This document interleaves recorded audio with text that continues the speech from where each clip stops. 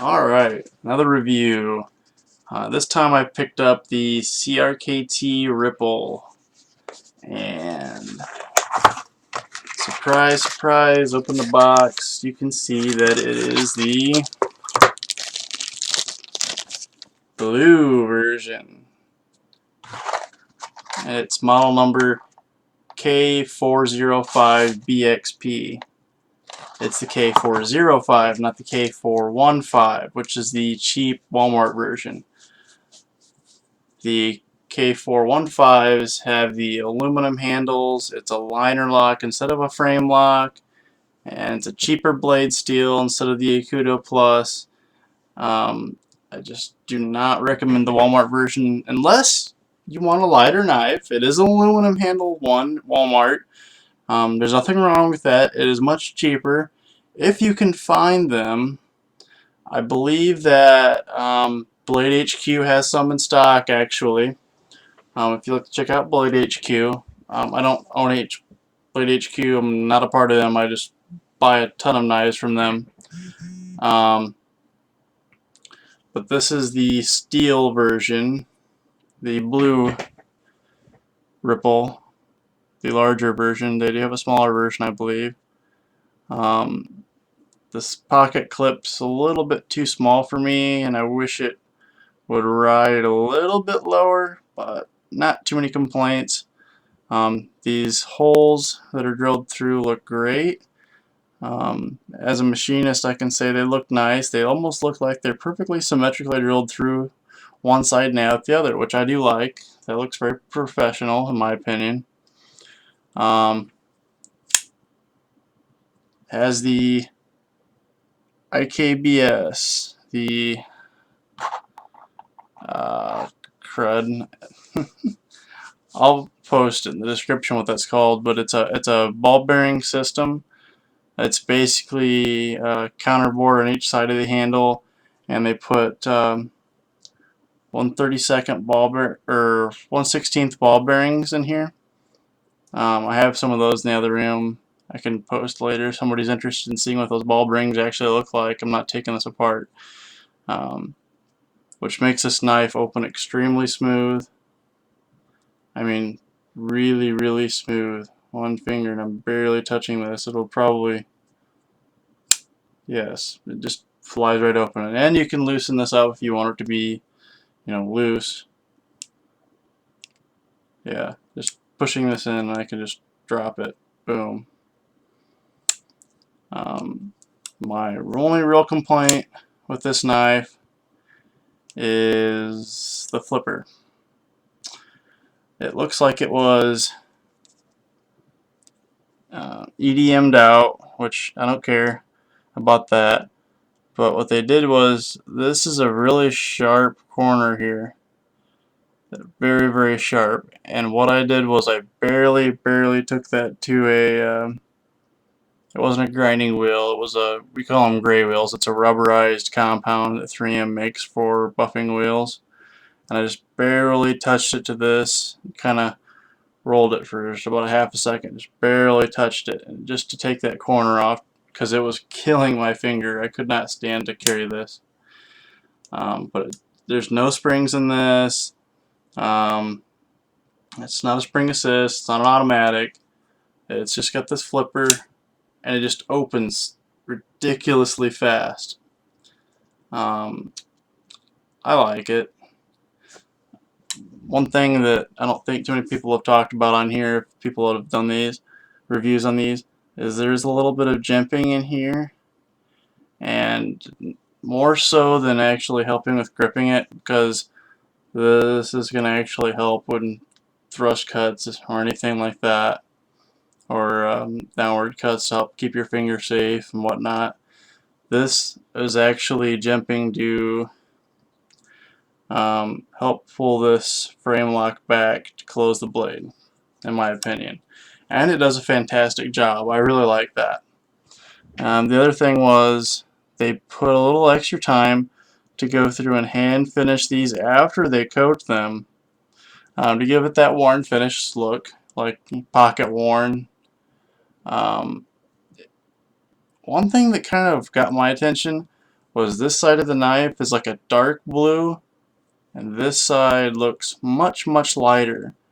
And I don't know if that was intentional or not. It doesn't bother me a bit. Mostly because what this knife is. It was a Kin Onion design. You can read that. Kin Onion Designs. It was one of the first, if I remember correctly, one of the first Kin Onion designed knives for CRKT. And it did a magnificent job. They have somewhere in the area of roughly 50 lightning holes. I haven't gone to count them. It's more than 40, less than 50 probably. But they put it through the clip, both sides of the handle, here, here, here, and here. And they did a really nice job. Some jimping on the top, which is kind of functional. It's not aggressive at all, so don't expect it to dig into your thumb, and don't expect it to not slip unless you're really pushing your thumb into it. If you push your thumb into it pretty hard, you'll be fine. Overall, I love the blade shape. This like clip on the top almost. It's great. It's very unique how they went and rounded this off here. It's very smooth. It's a complete radius on top of here. I like that. It's unique. And it has an awesome point for doing meticulous work. And out of box came, I don't know if I'd say shaving sharp, but pretty damn sharp. Let's see if I can demonstrate a little bit here on some paper.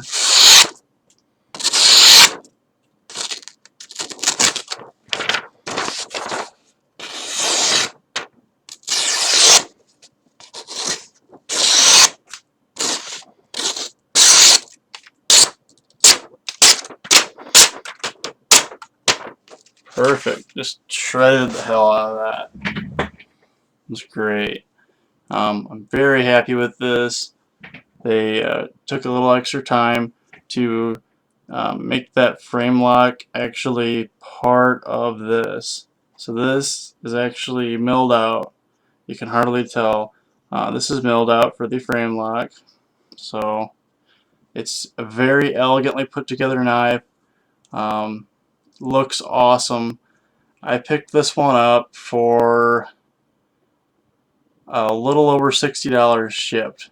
So I was ecstatic about the price.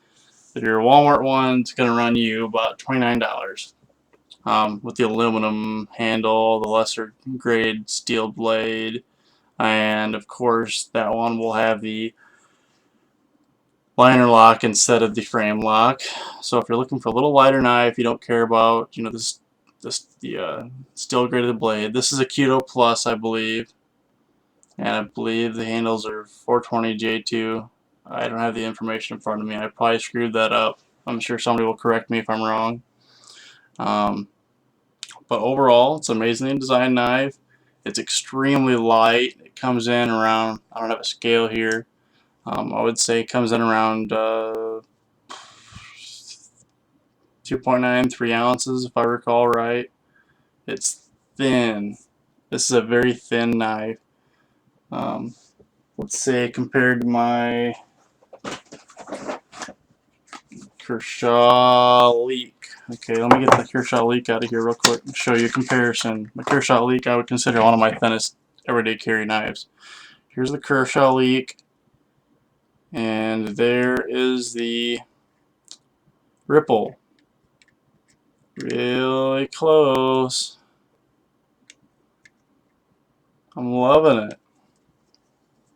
Of course, your Leek's the spring assist, and this might as well be. I mean, with the IKBS ball bearing system, you're going to get a little bigger blade on that version. They do have a smaller version. If you don't want that large of a blade, I don't think it's that bad. It's around the 3-inch mark. So if you're looking for a fancy everyday carry knife, this thing is awesome. Or if you want to collect your item, since I don't think they make these anymore, especially not the blue. If you can find a blue one for a reasonable price, when you want it, I'd say go for it. Especially in the range I paid, which was a little over $60 shipped. Walmart wants a 29. I couldn't find mine at my local Walmart. They've sold out. They've been sold out. I check every week. They are still sold out. And that's the black one, the K415 KXP, I think. So, man, that's just so fast. And after I smoothed off that point a little bit, it's so much better. I highly recommend this. No issues at all so far. I've been carrying it for 5-6 days. No issues, playing with it a lot here. As you can tell, it's worked in its weight a little bit. I did have to loosen up this screw just a little bit and play with it. I tightened it back down. I don't have any plans of taking this completely apart anytime soon because I would probably lose all the bearings. And I do have more bearings, but that's not the point. So, you guys want one of these CRKT Ripples? I highly recommend getting one. If you plan on using it a lot and you don't mind a little extra weight and you want more quality and have the extra cash, definitely get the steel version with the Aikido Plus steel. It's awesome. Have a nice day, guys.